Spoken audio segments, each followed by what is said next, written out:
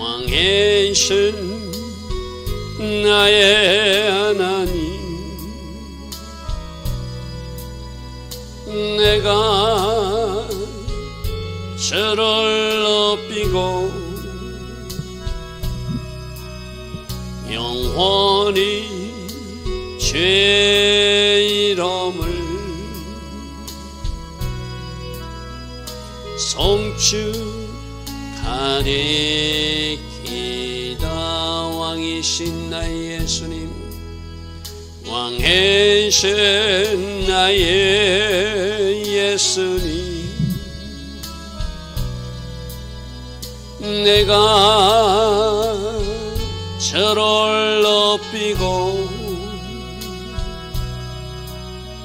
영원히 죄 이름을 송축하리이다. 왕이신 나의 성령님, 왕이신 나의 성령님, 내가 저를 높이고 영원히 죄 이름을 송축하리이다.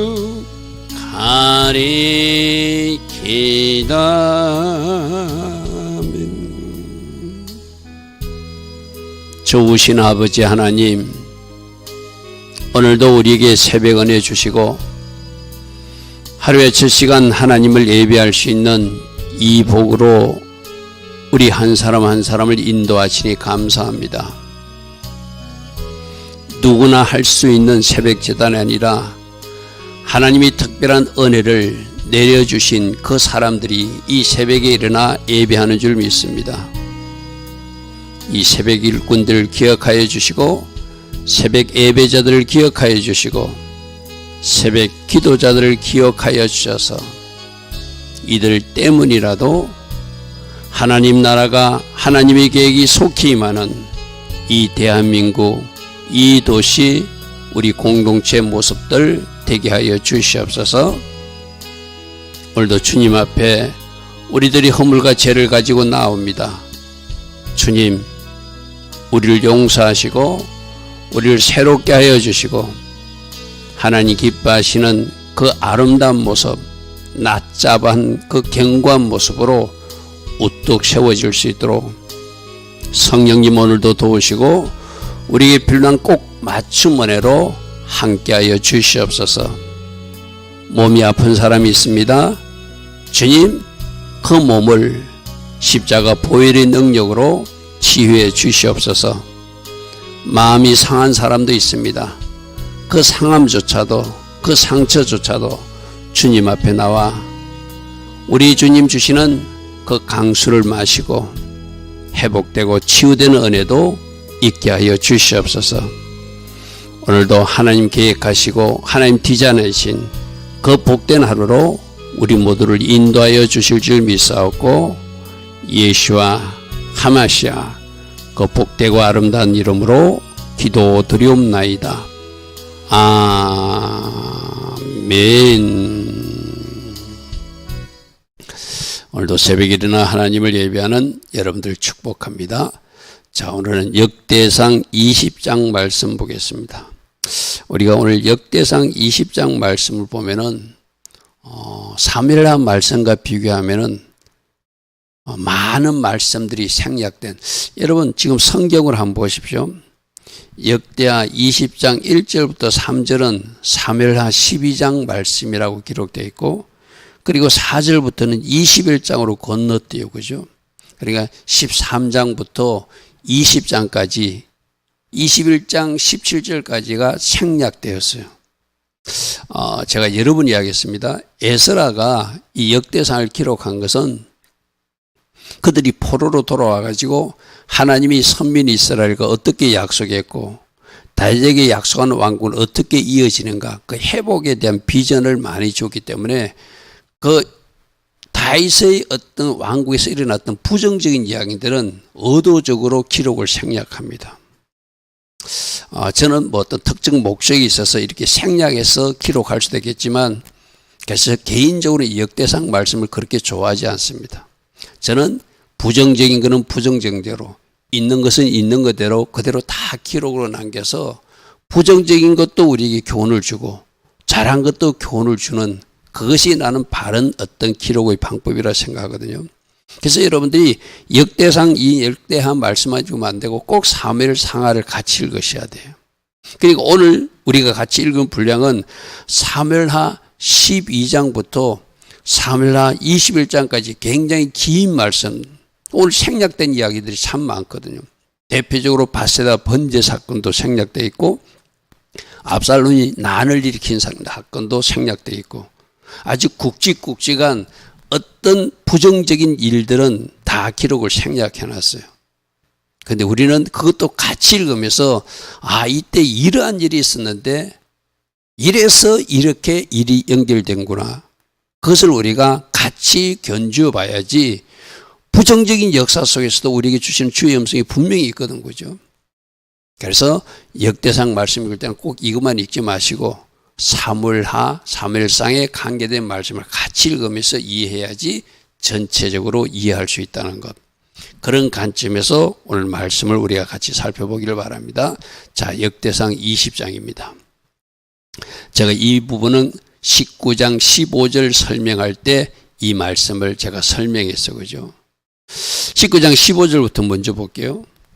암몬 자손은 아람 사람이 도망을 보고 그들도 요압의 아우 아비시 앞에서 도망하여 성읍으로, 즉 라빠성으로 후퇴했다는 거예요. 그런데 라빠성으로 후퇴하는데 요압 장군이 그대로 가서 공격해서 라빠성을 함락시키지 않고 15절 하반절 보니까 이에 요압이 예루살렘으로 돌아왔대요. 내가 19장 15절 설명할 때 왜 이렇게 했다고 그러죠? 지금이 무엇을 해야 될 때이고 또 하늘의 지혜로 다윗 왕과 같이 전쟁의 어떤 다윗 왕의 명령을 받아서 나갔던 요압 장군은 지금이 비가 많이 오는 철이라, 겨울철에는 이스라엘 팔시된 그쪽에 비가 오거든요. 봄이 돼야지, 6월절 초실절 가까이 돼야지 보리 추수를 할 수 있게끔 비가 그치거든요. 그러니까 비가 많이 올 때는 전술적으로도 전력적으로도 그 군사들을 동원해서 뭔가 일하기가 힘이 드는 거예요. 그러니까 라빠성은 또 견고한성이거든요. 그러니까 함부로 가서 공격하지 않고 이때 예루살렘으로 돌아왔다는 것은 지금이 우기니까, 비가 많이 오는 천이니까 건기 때까지 기다리겠다는 거예요. 비가 멈출 때까지 기다리겠다는 거예요. 그래서 돌아와서, 그래서 오늘 20장 1절하고 연결되거든요. 자, 뭐라고 기록됐습니까? 해가 바뀌어 다음 해가 됐다는 것이죠. 우리가 지금 일반 달력으로는 이 해가 바뀐다는 의미도 몰라요. 여기서 해가 바뀌었다는 것은 유대 사람들은 무엇을 첫 달로 얘기죠? 6월절이 있는 니산월을 첫 달로 얘기하잖아요. 바로 그 말이에요. 그러니까 우리가 이스라엘의 그들이 사용하는 달력을 알아야지 성경 내용도 알 수 있어요. 이 해가 바뀐다는 게 뭐지? 이스라엘 백성들 두 개의 달력을 가지고 산다고 그랬죠, 그죠? 하나는 민간력, 바로 7월 1일 나팔절이 있는 것을 새해로 여기는 그 전통적으로 내려온 민간력에 의해서 그들도 새해 나팔절이 있어요. 그러나 성경에서 종교력으로 하나님이 모세에게 직접 명령한 새달은 니산월이 있는 새해, 바로 6월절이 있는 새해, 그것이 바로 해가 바뀌었다는 의미예요. 그러니까 제가 아까 말씀드렸잖아요. 겨울철에 비가 많이 오거든요. 이스라엘은 겨울철에 여러분 순례를 가거나 하면 비를 많이 맞고 다녀야 돼요. 비가 안 오는 철이 바로 6월절이 되는 그점이거든요. 바로 그때라는 거예요. 해가 바뀌었다는 것은 이제 비가 오는 우기가 끝나고 비가 그치는 건기가 시작해서 곧 보리 추수가 가능한 초실절이 다가오는 그때, 이 말이거든요. 시금에서 해가 바뀌어, 그래서 왕들이 출정할 때가 됐다는 것은 지금이 이제 다시 지난번 라빠성을 공격해가지고 함락시키지 못했는데 이제 가서 라빠성을 함락할 때라는 거예요. 무슨 말인지 알겠죠, 그죠? 그래서 해가 바뀌어 왕들이 출정할 때가 된다. 그래서 내가 19장 15절 할 때 우리는 때에 대한 분별력이 있어요. 지금이 무엇을 해야 될 때인지를 알아야 된다, 그죠? 요압 장군이 괜히 자기가 전쟁에서 승리한다고 오기를 부려가지고 그 경관성 라빠성에 들어갔다가 제대로 군인들도 통솔하지 못하고 패하여 돌아올 수 있으니까 비가 오는 처럼 피하자. 잠시 후퇴하자. 그리고 비가 그쳤을 때 다시 와서 공격하자. 그것이 요압의 전략이었다는 거예요.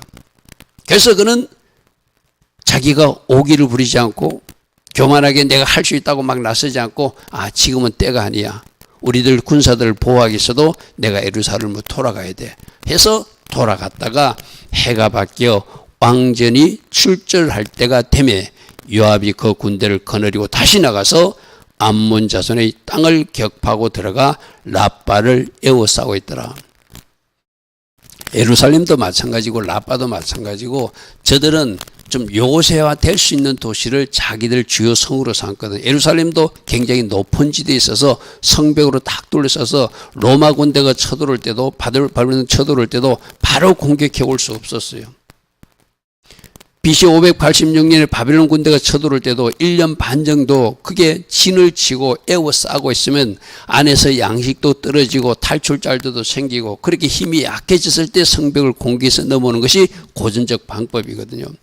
저때도 바로 라빠를 즉시적으로 공격하지 않고 에워싸고 있을 때 이제 그 다음 말 제가 1번 해가 바뀌어 그들이 그 땅에 들어가서 라빠성을 에워싸고 있을 때 2번이 중요한 사건이거든요.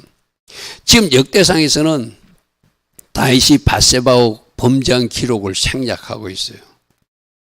그러니까 제가 에워싸고 있을 때 다윗은 예루살렘에 그대로 있더라는 이야기가 사무엘하 11장에 나오는 밧세바와 범죄할 때예요. 쉽게 말해서.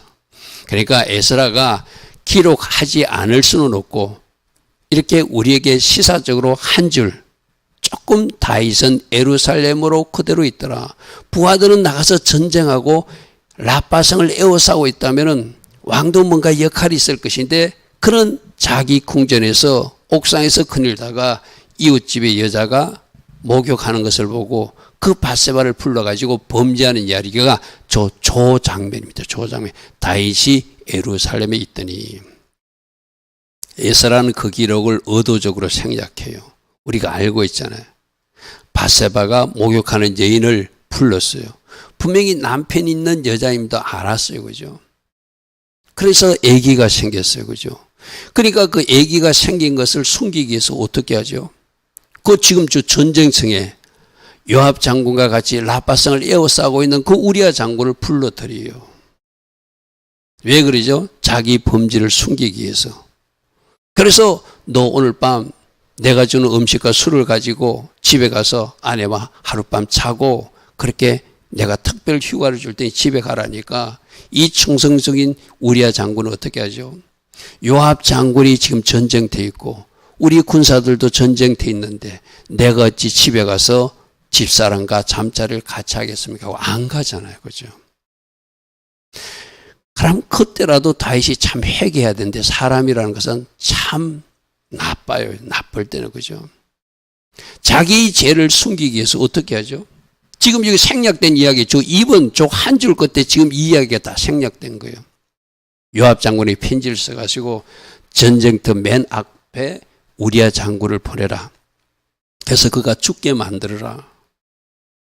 여러분, 밧세바하고 범죄한 성적 범죄도 하나님이 진노할 일인데 자기 신실한 충성스러운 부하 우리아를 맨 앞장 세워서 죽이는 죄, 바로 살인을 교사한 그런 죄잖아요. 그죠? 살인죄죠, 쉽게 말해서. 그래서 하나님은 그 일을 악하게 여기셨다. 하나님이 아주 나쁜 일로 여기셨다. 성경은 그렇게 기록하고 있어요. 그죠?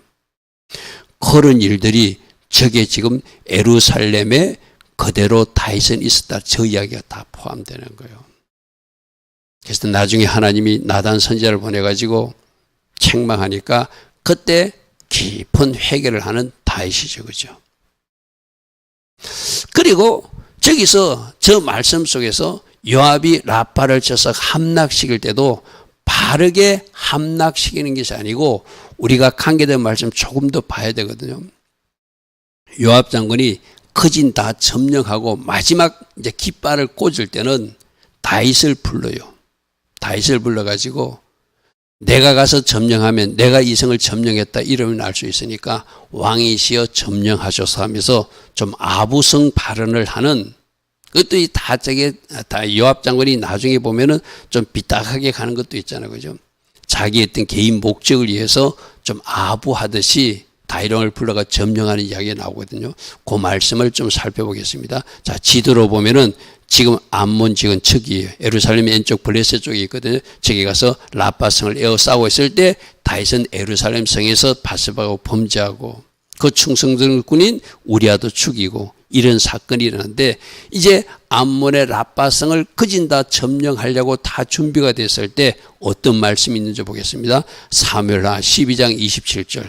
요압이 전령을 다윗에게 보내서, 이제 곧 완전히 점령할 즈음에 이 말입니다. 내가 라빠 곧 물들의 성읍을 쳐서 점령하였으니 그 성을 이제 거진 다 점령하게 되었습니다. 그러므로 이제 왕은 그 백성의 남은 군사들을 모아서 그 성에 맞서 진치고 이 성읍을 와서 왕이 점령하소서. 내가 이 성읍을 점령하면 이 성읍이 내 이름으로 일컬음을 받을까 두렵습니다.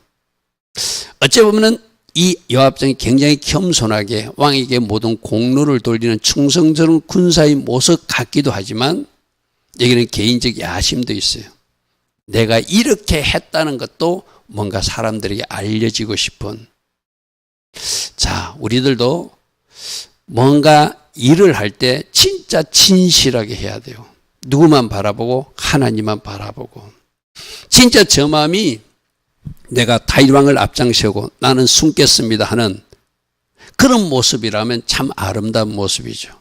근데 저 28절의 모습조차도 뭔가 요압이 계산이 있다면 요압도 하나님 보시기에 아름다운 사람은 아니죠. 여러분, 우리들이 어떤 일을, 주의 일을 할 때든지 여러분 직장 생활을 할 때든지 여러분이 중심이 진실하기를 원하세요. 할렐루야 아멘. 뭔가 복잡한 계산을 가지고 하는 행동들은 하나님도 알고 사람도 알게 된다는 것이죠. 제 28절의 모습은 두 가지 모습이 있어요. 진짜 요압이 충성되이 일하는 일꾼이라 다윗 왕만 높이기 위해서 하는 모습은 좀 작아요. 오히려 자기 어떤 계산적인 모습이 더 크다고 하는 것이 학자들의 일반적 해석이거든요. 우리도 저 28절의 모습이 진짜예요. 만약 여러분들 있잖아요. 우리 교회에서도 어떤 일을 할 때 나는 숨고 누군가를 내세워줘서 그 사람이 칭찬받게 하고 그 사람이 많은 사람을 인정받게 하는 것. 근데 누구를 아신다? 하나님은 숨어서 도와준 그 사람을 아신다. 우리가 그러기를 원해요. 우리 계속 듣는 이야기가 구제도 은밀하게, 금식도 은밀하게, 기도도 은밀하게. 누가 아신다는 거예요? 은밀한 중에 계신 하나님이 보시고 갚아주신다. 그래서 여러분, 사람 의식하지 말고 하나님만 의식하고 하나님만 알아주면 된다. 그런 자세로 우리가 헌신할 때 우리들 마음속에 섭섭함이나 우리들 마음속에 불편함 없을 거예요. 여러분, 저 28절 말씀 오늘 잘 묵상해 보십시오. 나도 어떤 일을 할 때 저는 내 개인적 공로를 내가 뭔가 가시하기 위해서 모두가 알아주기를 마음으로 28절처럼 행동할 수 있고 진짜 왕을 이해하는 마음으로 할 수도 있겠죠. 그죠? 그 중심을 누가 하신다? 하나님이 하신다. 그래서 다윗이 이제 저 이야기를 듣고 전령을 이야기를 듣고 군사를 모아서 라빠성에 가서 그 성을 마지막 점령하고 깃발을 꽂는 역할은 왕이 하게 했다는 것, 쉽게 말해서. 그래서 오늘 본문 말씀에 여러분 쫙 연결해 보십시오. 갑자기 2절에 다윗이 그 왕의 머리에서 보석 왕관을 빼앗았다. 예루살렘에 있다고 그랬는데 갑자기 라빠성에 들어간 것처럼 기록이 바로 나와야죠. 그러니까 여러분 사무엘하를 같이 읽지 않으면 이게 무슨 말인지를 모르고 조금 전에 1절에서는 예루살렘에 있었고 요압 장군이 가서 라빠성을 함락했다는데 왜 다윗이 거기 가서 보석을 바뀐 왕관을 빼앗아 자기 머리에 쓰죠? 우리가 사무엘하 조금 전에 12장 27절부터 29절 말씀을 같이 읽어야 전체적으로 이해가 돼요. 그죠? 무슨 말인지 이해되죠? 그죠? 그래서 꼭 여러분들이 시간을 내서 역대상을 할 때는 관계된 사무엘하 말씀을 같이 읽으면서 전체적으로 그 이해를 하시기 바랍니다. 그래서 이렇게 요압 장군이 오라고 그래서 가서 이제 마지막 깃발 꽂는 자리에 가서 깃발 꽂고 왕의 머리에서 보석 있는 왕관을 빼앗아서 중량을 달아보니 그것이 금 한 달란트. 금 한 달란트 한 34kg 정도 되거든요. 굉장히 큰 어떤 왕관을 쓰고 있나 봐요. 그들의 왕관을 자기 머리에 썼다는 것은 내가 이 나라를 정복했다는 것이죠. 흔히들 그때 왕들이 정복하면은 그 땅의 왕을 이 정복한 자의 왕이 그 목에다가 달을 탁 얹으면서 너는 내가 이제 지배했다. 그러면서 그 왕을 죽이거나 그 왕의 이름을 바꿔주면서 너는 이제 나의 통치를 받는다. 이런 이야기를, 이런 행동을 하거든요. 바로 정복자임을 나타내면서 네가 쓰고 있는 왕관은 이제 내가 써야 된다. 이 나라는 내가 통치한다는 의미로 왕관을 썼다는 거예요. 다윗이 또 그 성에서 노력한 물건을 무수히 가지고 돌아왔더라. 바로 이 말씀이 사무엘하 12장 30절 말씀으로 연결돼요. 그죠? 자, 그래서 이 짧은 1절과 2절 말씀 속에 어떤 사건이 있었다? 바세바 사건이 있었어요. 우리아가 죽는 사건도 있었어요. 그런 일들이 있고, 그리고 12장에 가서 이 재정복 전쟁에 나오라 해서 나가서 그렇게, 그 중간에 또 뭐도 있었죠? 다윗이 회개한 일도 있었죠. 그죠? 자, 3절 봅니다. 그 가운데 백성들을 끌어내어서 톱과 쇠도끼와 돌사래로 일하게 하니라. 다윗이 암몬 자손의 모든 성읍을 이같이 하고, 그래서 톱, 쇠도끼, 쌀해질하는 거, 이런 거 굉장히 중노동을 시켰다는 거예요. 왜 이 중노동을 시켰죠? 이제 너희들은 우리들이 정복한 피정복민이라는 거예요. 특별히 지금 이 암몬과의 전쟁이 왜 발생했죠? 처음에 시작이 다윗은 좋은 의미로 그 왕의 아버지가 죽여서 문상객을 보냈는데 그들이 완전히 모욕적인 방법으로 수염을 자르고 옷도 엉덩이가 다 벌쩍 잘라서 그 신하들을 돌려보낸 것은 다윗에게 도전한 것이다. 그죠? 그래서 그들이 다른 군대를 동원해가지고 싸웠지만 그 군대들이 나중에 도망가고 오히려 화친을 취하는 그런 모습들이 있었잖아요. 그죠? 그래서 19장에 다윗 사절들을 모욕한 대가로 이들에게 힘든 노역을 시키면서 너희들이 죄를 알지어다 하고 그 백성들에게 지금 보여주는 모습이 그 모습이에요. 그리고 다윗이 이 모든 백성과 함께 예루살렘으로 돌아와서 승리하고 돌아왔다. 이게 3장 이야기예요. 자, 3절까지 이야기예요. 자, 그리고 이제 갑자기 또 4절 이야기는 이후에 어떤 이야기냐면 13장부터 21장 이야기가 다 생략돼요. 그러니까 꼭 여러분들이 오늘 말씀을 읽을 때 이후에 하니까 바로 돌아와서 전쟁을 치른 것처럼 바로 돌아온 것이 아니라 그때 어떤 일이 있었다고요? 장남 암놈이 자기 이복 등신 다말을 성폭행하는 사건이 발생해요. 그래놓고 모른다고 그래요. 그러니까 그 진짜 오빠인 압살롬이 이제 복수하기 위해서 양털 깎는 잔치를 한다고 아버지에게 부탁해가지고 저 암논을 죽여버려요. 그러니까 또 아버지의 아들을 죽였으니까 급신하니까 애가 집으로 도망가요. 겨우 예루살렘에 돌아왔는데 아버지가 만나주지 않으니까 그가 나가서 재판장에 서가지고 백성들을 환심을 사고 이제 반란을 일으키어서 그죠. 결국 저 압살롬이 반란을 일으키는 이야기가 쭉 13장부터 쭉 연결된 이야기예요. 여러분, 이런 이야기를 누가 에스라는 의도적으로 기록하지 않았다. 그런데 우리는 이 부정적인 역사도 알아야 된다. 왜 이렇게 암논이 다말을 성폭행하는 사건도 발생하고 그걸 가지고 압살롬이 자기 형을 죽이는 사건도 발생하고 그래서 압살롬은 도망갔다가 결국 자기 아버지까지도 몰아내려고 반란을 일으키게 되고 그 반란을 일으킬 때 그 누구 편에? 압살롬 편에 붙어서 또 으쌰으쌰한 사람들도 있잖아요. 그렇게 하나님은 어떤 사건을 일으키게 하는데 그 사건의 원인이 뭐로 해요? 지금 발생한 거예요. 바세바의 범죄 사건, 우리아를 죽인 사건, 그것이 씨앗이 돼가지고 그 가정에 불행한 일들이 나단 선지자가 말한 대로 쭉 일어나고 있는 거예요. 결국 압살롬이 반란을 일으켰을 때 아들과 싸울 수 없으니까 그는 요단강을 건너서 피난 가는 신세가 다윗 왕이 되었잖아요. 그때 압살롬은 어떤 일까지 하죠? 그 다윗의 후궁들을 백주에 천막을 치놓고 또 나쁜 짓을 하는 일까지 벌어져요. 그죠? 아주 엄청난 일들이 저 13장부터 21장까지 쭉 이어집니다. 그리고 나서 블레셋 사람들과 전쟁하는 것은 21장 18절 이후에 기록된 것이거든요. 그러니까 오늘 3절과 4절 사이에는 많은 시간과 사건들이 경과한 이후에 나타난 이야기예요. 그 에스라는 다 생략하고 암몬을 이렇게 정복해서 블레셋과도 이렇게 전쟁해서 승리해서 좋은 것만 딱 기록하고 있는데 우리가 그 숨어있는 이야기를 사무엘을 이야기해서 읽으면서 이렇게 살면 안 되는구나. 이렇게 하니까 불행한 일들이 일어나는구나. 우리는 그 역사 속에서 꼭 교훈을 얻어야 되거든. 그죠? 그래서 여러분 제가 표를 하나 만들어 봤어요. 이 표를 한번 보십시오. 역대상에 지금 기록이 생략된 것은 사무엘 13장에 암논이 바로 자기 여동생, 이복 여동생 다만을 성폭행하는 사건이 발생해. 저것도 막 아픈 척. 내가 아프니까 동생이 와서 가자를 구워줬으면 좋겠습니다. 아버지가 부탁해가지고 자기에게 가자 구워주는 좋은 의미로 그 여동생을, 이복 여동생을 성폭행해요. 그리고 모른 채 해버려요. 그러니까 압살롬이 친오빠거든요. 저 암논을 죽이는 사건이 발생하죠. 저 죽이고 나서는 아버지가 급신하니까 도망가야 되잖아요. 어디로? 자기 애가 집으로 도망가요. 겨우 예루살렘에 돌아와도 아버지가 만나주지 않으니까 그는 이제 반란을 일으킬 계획을 하고 반란까지 일으키잖아요. 그러니까 다윗은 어떻게 되죠?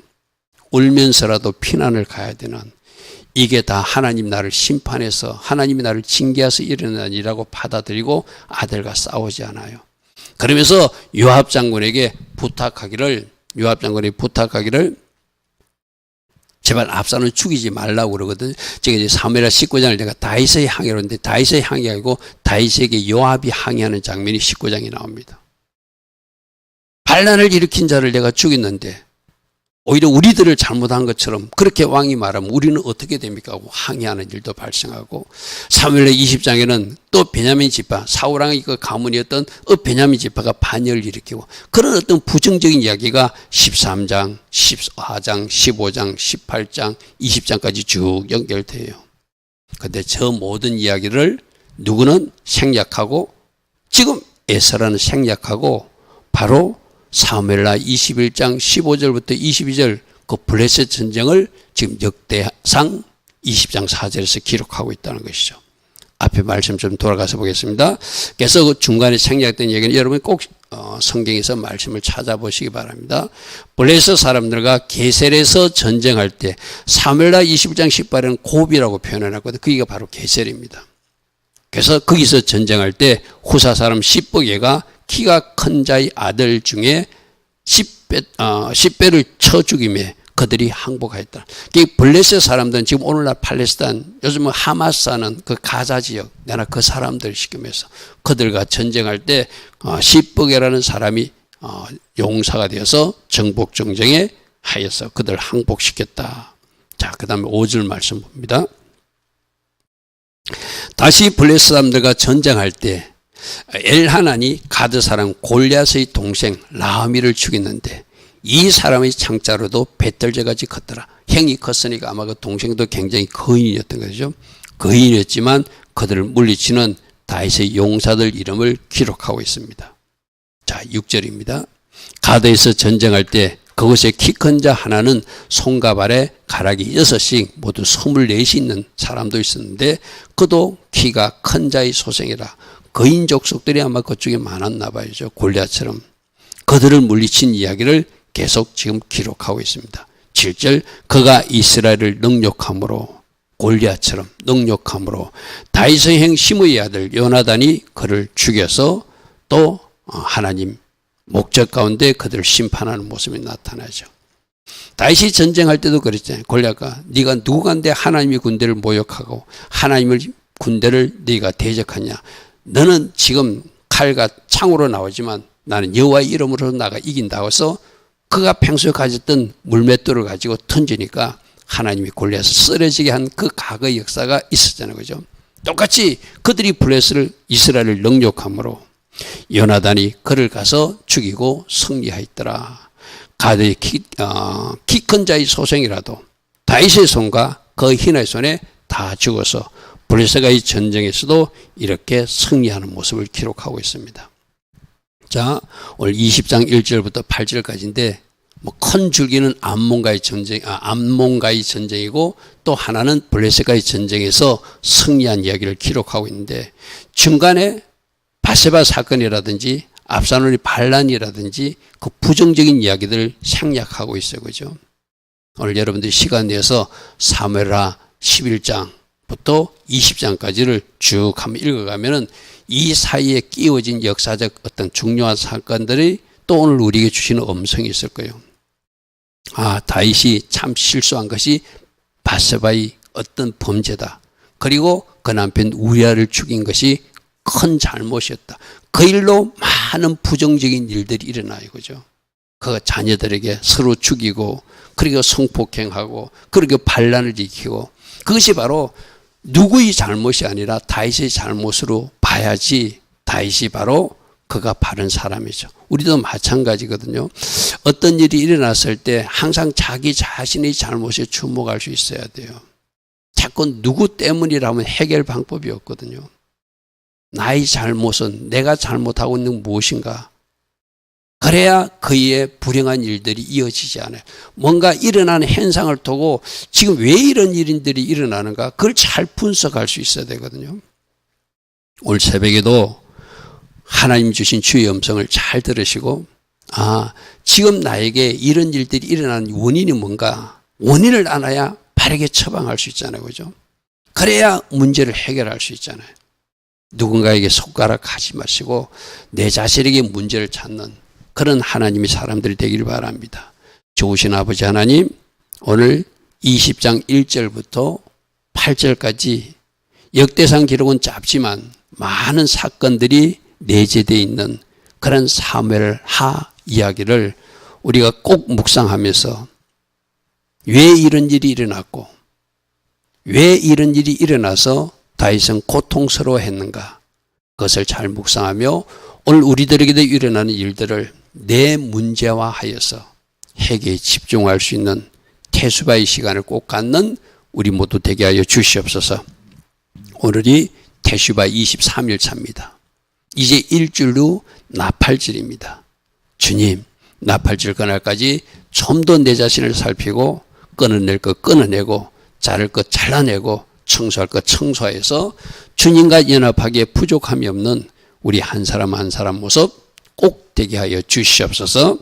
지금은 우리 주 예수 그리스도의 크신 은혜와 하나님 아버지의 영원하신 그 사랑과 성령 하나님, 오늘도 우리 안에서 내주하시며 성령으로 통치하시고 다스려 주시고 인도하여 주시는 그 은혜가 오늘도 새벽에 일어나 하나님을 먼저 예배하는 주의 자녀들 머리에 이 땅의 현실을 놓고 오늘도 중보 기도의 자리에서는 모든 기도자들과 이 땅 대한민국에 지금부터 영원토록 영원히 함께하여 주시기를 간절히 축원하옵나이다.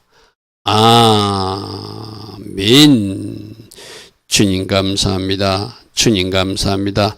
날마다 새벽마다 주시는 말씀을 통하여 우리가 꼭 들어야 될 음성을 듣게 하시고 오늘의 삶에 적용하고 실천함으로 무럭무럭 성장하는 하나님 보시기에 아름다운 나무들로 자라게 하여 주시옵소서.